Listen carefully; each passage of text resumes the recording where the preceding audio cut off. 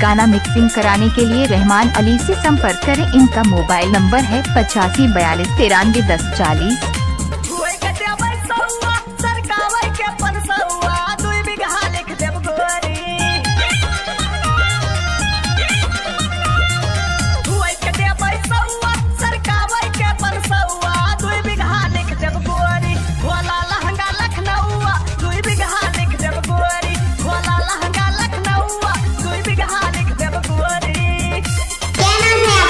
नाम तो आपने सुना ही होगा। DJ Rahman Ali, Alinagar.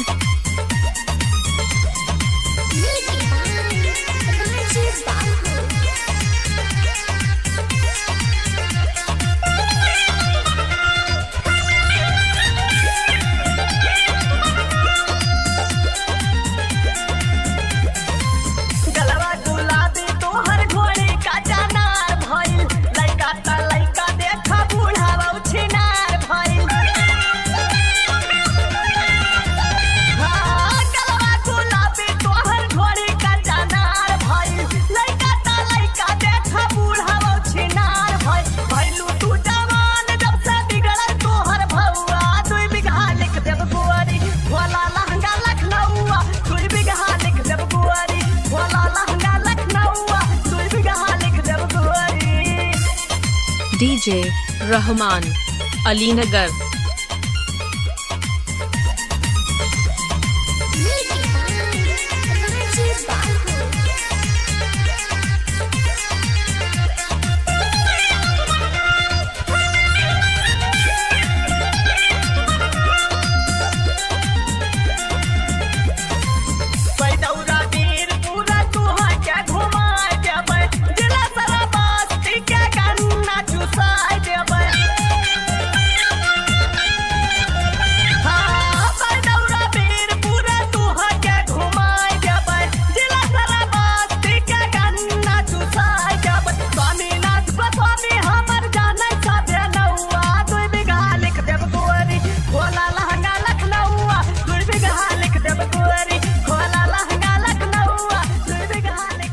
Mixing master Rahman अली।